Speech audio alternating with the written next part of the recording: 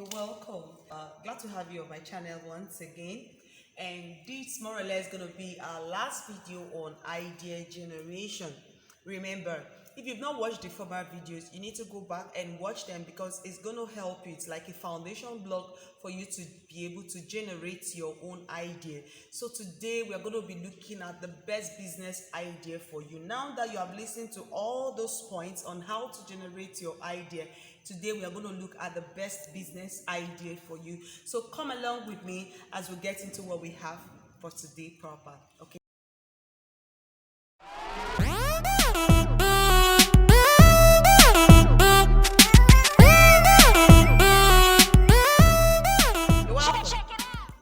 Glad to have you back. Now, on this, on getting the best business idea for you, like I've always said, my best business idea most likely wouldn't be your own business idea, and you know that for you to grow, you actually need to have entrepreneurial mindset. Whether you're working for someone, that means you're an entrepreneur, or you're working for yourself, that's an entrepreneur. So for whichever way, you just have to develop your antenna on how to give people what they need, and then by so doing they're going to reward you, and that reward is the money you make out of the business. So today I'm going to be looking at the best business idea for you. Now, the first thing you need to do, there are three basic things you're going to be doing. So basically I'm going to be looking at three things that will help you get the best ideas for yourself. Remember, this is the last video on idea generation. Afterwards, we're going to be moving into business model canvas.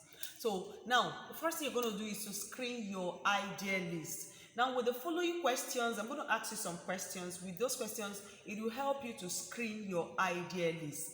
Which need will you be fulfilling? Remember, I said entrepreneurship is not just about being crazy to make money. It's about finding a need, providing the need, and then in return they're going to reward you, and that's how you make money. So you're first of all going to look at that your business idea. Which need do you think you're going to be giving to people, you're going to be fulfilling? Now, what good or service would the business sell? Yes, maybe you want to satisfy people. People are hungry and you want to make sure they feed well. But making sure they feed well, it's not the business itself. You understand? That's why the first question is, which need will you fulfill? You want to get them filled up. You want them to feed very well. But the second thing is, what business or what goods and service will you be offering? I may decide that I'm going to be offering pastries during events and stuff like that. So that's my one. Another person could decide to open up a restaurant and stuff like that. So you need to define the actual goods and service you're going to offer to these people. Now, the next question is, how will these goods and service get to them? Business sell its goods and services. Yeah. So it's not just enough to think about finding a wonderful idea, and without your thinking of how will this my product get to the consumers. Until your products are able to get to the consumers, you know that, man, it's gonna get stuck with you, and at the end of the day, there is nothing. If there is no demand and supply, there is no business. And how would there be demand when they don't even know the kind of product that you offer? So you're going to think about how this product will get to them. Now, finally, think about how much. Yes, people may be in need of something, but if the quality you're going to deliver is not what the amount they are willing to pay, then there's no business there, okay? Because you're not Father Christmas. Yes, you're not Santa Claus. So you need to also define the amount you're going to be getting, or you're going to be selling each of the products, okay, per unit cost. Very, very important. Now, when you are done with that, the next thing you're going to do, which is the second one, is to conduct your market research. Yes, you need to do your market research. Who exactly are you going to talk to when you want to do your research? Remember, there is primary market research and there is secondary market research. Usually, I advise that people would start with secondary market research, because in secondary market research, you don't need to get to the market proper. You can always read up journals, read up news index about business magazines and stuff like that. So from there, you can get actually what's this particular line of business, maybe let's say construction companies, their production per year and all the rest of them, the taxation in that very area of business and stuff like that. So you need to actually start with the secondary market research, and then you get into the primary market research. Now, for primary market research, Who are the people you're going to ask these questions, these important questions? Your potential customers. Don't talk about you want to make bags for students and then you've never asked any students, about their preferences, the kind of bags they like and stuff like that. What if I give you this kind of bag, do you think it will serve you and all the rest of them? Why should they leave the ones they are using to use your own? You need to actually get to them and ask these questions. Now, you may not be the only one that will conduct this research. You could also involve your friends. It's not expensive in that sense to also make these interviews. So you need to look at the potential customers. I just gave students as an example. You can also look at the customers you intend that they will be your customers at the end of the day. Now, this next one you're also going to look at your supposed competitors. Who are your competitors?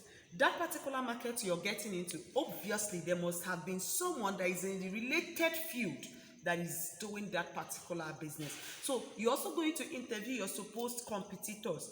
What do they think about this business? Remember, when you're going to them, you're not going as a competitor. Don't let them know you're going to be a future competitor. Just go to them as a customer as well, and then find out some information from them. Things like, how do you think this business is moving? Where do you think do you think people's demand or choice will still be within this area and stuff like that? So that's another group of people that you're going to, your market research, especially your primary market research will revolve around. Now, the next one are the financial institutions. Assuming you don't really have much, or you are into bootstrapping and you've not saved much for your business, and you're thinking of borrowing maybe loans, or even getting into crowdfunding, or you're thinking of grants, then you need to also get some information about financial institutions. If you're interested in grants, now can you mention some organizations that you know that offer grants already? Maybe in your own country you're in Africa, you're opportune to apply for Tony Elumeluda Steph Foundation seed fund, or you go for yearly fund. So you're just going to comb around this financial institutions and know what you want. Some persons don't want loan for any reason. Fine. If you don't want loan for any reason, good enough for you. If you want loan for maybe small and medium scale enterprise, fine. You need to ask yourself, how can I access loans for SMEs? Do I have institutions in my country that are interested in SMEs, that offer loans to SMEs? Do I need to get to Bank of Industry? Do I need to get to Bank of Agriculture? All these things, you need to put them into perspective. And then you also need opinion leaders. Okay, key information from opinion leaders. There are actually some opinion leaders, depending on the kind of business you want to run. There are opinion leaders that you need to consult, okay, before you step out, so that you don't invest so much and at the end of the day you get so little. Now, the third one I'm going to give you is what we call SWOT analysis. SWOT analysis simply means you're considering your strengths, your weakness, your opportunity, and the threats around the business. Now, if you divide SWOT into two, you're going to see that SW is in one side and OT is in the other side. Now, the XW simply means the internal things, okay? Whereas the OT are the external factors. Now, for the internal factors, when we talk about strength simply means the things that the business can offer, okay?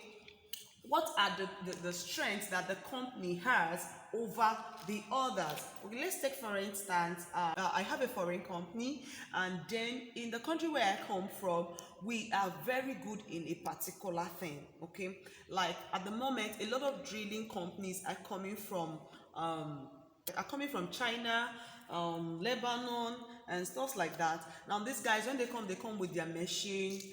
Just tell them the depth of the hole that you want to pin. They drill to that depth and you're good to go, right? Now, so when we look at the strength, these guys, they have the strength because they have all the equipment for this drilling, okay? That's their strength. And then you can also look at the weakness. what is it that your company, I mean, there must be, nobody is actually a high flyer in all places, but then the way you manage your weakness matters a lot. So what's your weakness? Your weakness could be that when it comes to this area of business, you are not so good at it, but then you shouldn't blow your weakness. Actually, in business, you actually blow your strength. Okay, you work so much on your strength to make it so laudable, and then try to like bring up yourself so that your weakness will not be so obvious. Now these two are the internal factors you have, okay, concerning that business. Now for the external ones, you look at the opportunities and the threats. The external factors, they are not actually, you are not the one that is it's making those things to be. They actually out of your control, but they can actually support or bring down your business. Let's take for instance, you have a production that foreigners like, something that like African design that tourists always love to patronize or buy and take to their own country. Now if that is the case with you, that is actually an opportunity. And then maybe there's a fair, an international fair that is coming up in your country. You know what's going to be? It's an opportunity for that very company or that particular business to really grow, because if there will be an influx of tourists into the country, definitely they will want to pick from that your item, from your goods and your products, and that's going to make your business to grow. So it's actually an opportunity. That opportunity, you're not the one that is making that opportunity, unlike the strength where it's actually coming from you. And then we'll look at the threats. The threats are actually events that also they are beyond your control, but you can work towards making sure that that threat does not bring down your business. Okay, so make sure you subject your business idea to SWOT analysis before you comment. Now, having done all this, I want you to complete a summary. I'm going to show you, here is the table. I want you to complete this table with your business idea. This is a kind of a business analysis form. Now put up your business idea on this table, analyze the content, where all the questions that we're going to be asking you, question 1, 2, 3, 4, just find answers to this. Meanwhile, be honest with your answers, be sincere with your answers. It's not, remember, I'm not going to be there to mark your script. It's not an exam question in quote, but be sure that what you have on that very on the paper is actually true with your business. So with that, I want to believe that having listened to all that we have about idea generation, you're actually ready with your own idea. The last video I will give you to is briefly, I want to tell you about other companies that have succeeded and the ones that failed internationally. And briefly, I'm also going to tell you why some succeeded. Companies like Airbnb, Apple, Amazon, and then the ones that failed, maybe they just lasted for a year, 2 years, and they collapsed. At this point, you should be able to now own and come up with an idea and say, yes, I am confident of the fact that this is the business idea that I've conceived and I'm actually ready to get into it. So join us. Make sure you don't miss the next video, okay? I am still your friend and your teacher, okay, on entrepreneurship. My name is Dr. Ne Oyabo. Make sure you subscribe, like our video, and also share with your friends, okay? So that's all we have for you this evening. Bye-bye, and have a very good evening.